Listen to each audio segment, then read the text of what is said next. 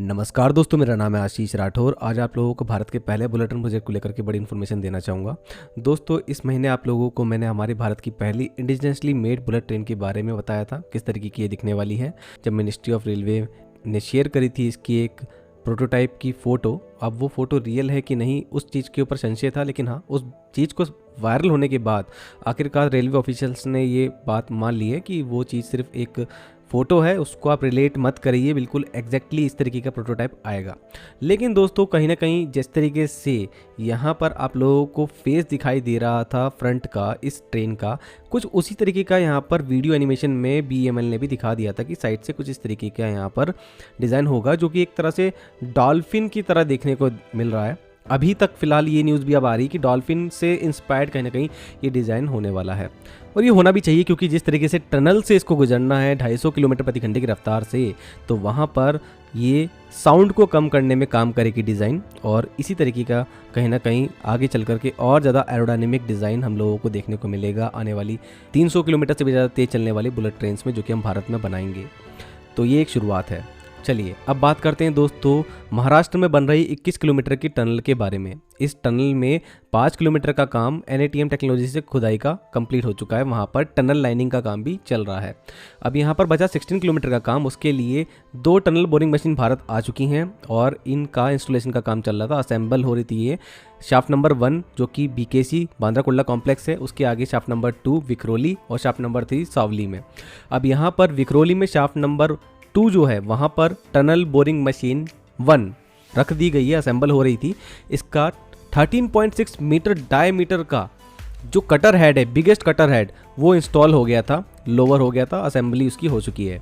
तो धीरे धीरे अब ये रूप ले चुकी हैं, जिससे तैयारी शुरू हो जाएगी अब टनलिंग की। तो ये तो रहा विक्रोली में शाफ्ट नंबर 2 की बात। अब बात करें टनल बोरिंग मशीन 2 की, जो कि डलने वाली थी सावली में। सावली जो कि विक्रोली में स्थित है, जो कि घानसोली में स्थित है। यहाँ पर शाफ्ट नंबर 3 मौजूद है। यहाँ पर TBM मशीन 2 डलेगी, उसका भी असेंबली का काम चल रहा था, पार्ट्स को लोअर करा जा रहा था। इसका भी 13.6 मीटर का 350 टन का जो कटर हेड है वो लोअर किया जा चुका है और अब इसको भी इंस्टॉल कर दिया जाएगा। तो अब ये दोनों ही मशीन्स एक रूप ले चुकी हैं पूरी एक टनल बोरिंग मशीन का, और अब ये टनलिंग के लिए रेडी हैं। दोस्तों, इस मशीन का जो कटर हेड है, ये भारत में किसी भी टनल बोरिंग मशीन का सबसे बड़ा कटर हेड है। 84 कटर डिस्क्स हैं, 124 स्क्रैपर्स हैं और 16 बकेट लिप्स हैं। ये TBM मशीन स्पेशली डिज़ाइन की गई है एक क्रिटिकल एक्सकेवेशन के लिए, जो कि इस 16 किलोमीटर के क्षेत्र में होने वाला है महाराष्ट्र में, जहां पर 7 किलोमीटर का हिस्सा तो थाने क्रीक से होकर गुजरेगा। मतलब कि अंडर सी, समुद्र के अंदर से भी हमारी बुलेट ट्रेन गुजरने वाली है। तो ये एक बहुत ही ज़्यादा बड़ा इंजीनियरिंग मार्वल है। हम इसमें कामयाबी पाएँ, हमारे इंजीनियर्स की टीम दिन रात एक कर रही है, यही मैं कामना करूँगा।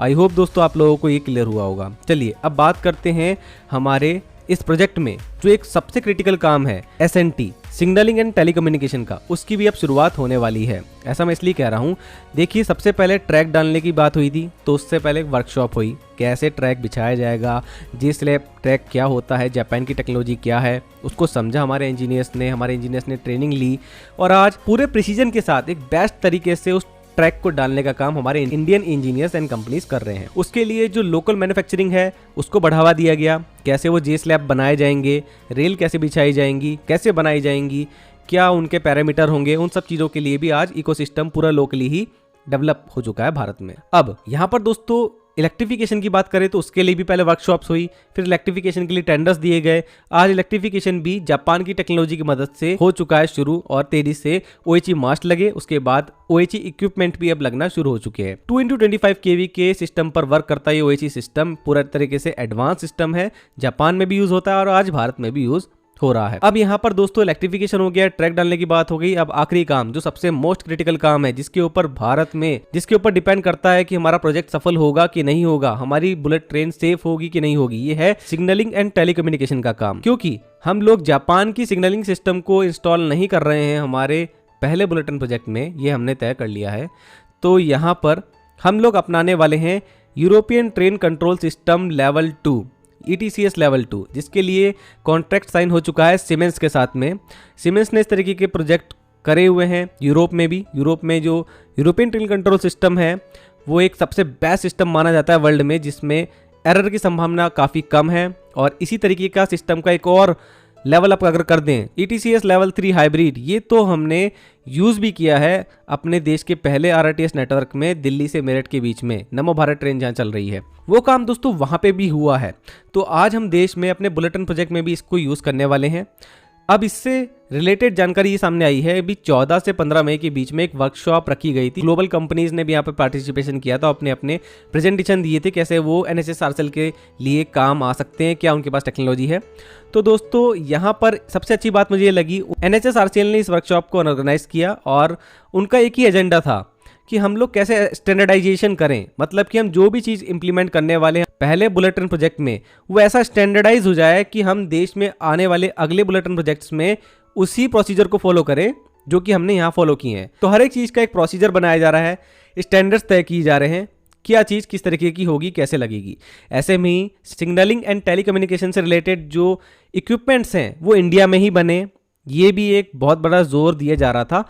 डिफरेंट इंडियन कंपनीज ने भी पार्टिसिपेशन किया है, वो भी आगे चल करके इस तरीके के इक्विपमेंट्स को बनाए, किस चीज़ की रिक्वायरमेंट होगी हमारे बुलेटिन प्रोजेक्ट्स में, उसके लिए भी यहाँ पर जानकारी दी जा रही थी। तो ये काफ़ी एक अच्छा माहौल बना है। आई होप कि जल्दी ही हमारा सिग्नलिंग एंड टेलीकम्युनिकेशन का काम भी शुरू हो जाएगा। अब दोस्तों बात रही कि हम लोग जापान की टेक्नोलॉजी तो नहीं लेके आ रहे हैं, तो लेकिन शिंकानसेन अगर आई तो वो कैसे चलेगी ETCS लेवल 2 के साथ में, कैसे उनके बीच में एक कम्युनिकेशन बन पाएगा। तो दोस्तों इसके लिए ही हमारे इंजीनियर्स को काम करना होगा। हालांकि ये चीज़ें संभव तो हो सकती हैं, लेकिन कितना संभव हो पाएंगी ये तो आने वाला समय ही बताएगा जब टेस्टिंग का टाइम आएगा। हालांकि अभी तो हम अपनी पहली खुद की बनाई हुई बुलेट ट्रेन रेडी कर रहे हैं, उसको चलाएंगे, वो तो ETCS लेवल 2 के लिए रेडी होगी। साथ में ही इस वर्कशॉप में ये भी तय किया गया है कि हमारे इस बुलेटिन कॉरिडोर को रेडी रखा जाए ETCS लेवल 3 हाइब्रिड सिस्टम के लिए भी, मतलब हम इसको अपग्रेड भी कर सकते हैं। तो ये वाली बातें भी है जो अभी सामने आई हैं। तो अभी तक ये बात साफ हो चुकी है कि सिग्नलिंग सिस्टम जो है वो ETCS लेवल 2 लगने वाला है। अब हमारी बनाई हुई बुलेट ट्रेन्स तो यहाँ पर चलेंगी, अच्छे से चल जाएंगी, लेकिन जब हम शिंकानसेन लाने की बात कर रहे हैं, अगर हम शिंकानसेन लेकर आए भविष्य में तो उनका क्या होगा, तो इसका भी सवाल जो है अभी भी सभी के जहन में है। काफ़ी सारे इंडस्ट्री एक्सपर्ट्स ने डिबेट्स भी किए हैं, कुछ लोग इसके खिलाफ भी हैं, कुछ लोग इसके पक्ष में भी हैं। क्या होगा ये तो आने वाला समय ही बताएगा। लेकिन अगर हम शिंकानसेन लाएंगे ही नहीं तो हम लोगों ने एक बात और तय कर रखी है, हम 300 और 350 किलोमीटर प्रति घंटे से चलने वाली ट्रेन भी भारत में ही बनाएंगे। 2035 तक लगभग उनको हम रेडी कर लेंगे। B35 उस प्रोजेक्ट का नाम होगा। इस तरीके से भी एक ऑफिशियल गवर्नमेंट इन्फॉर्मेशन सामने आई थी और गवर्नमेंट का ये पूरा प्लान भी है। तो हो सकता है कि हम लोग 300 प्लस चलने वाली ट्रेन भी खुद ही बनाएं, तो वो तो फिर हमारे इस सिग्नलिंग सिस्टम के अकॉर्डिंग ही बनेगी, क्योंकि देश में ही बनेगी। तो बहुत सारी चीज़ें दोस्तों अभी हो रही हैं। पहला कॉरिडोर है, ट्रेन भी हम खुद बना रहे हैं। आई होप हमारे इंजीनियर सफल रहें। आज के लिए दोस्तों इतना ही। आप लोगों की क्या राय है मुझे कमेंट सेक्शन में जरूर बताइएगा। वंदे मातरम, भारत माता की जय।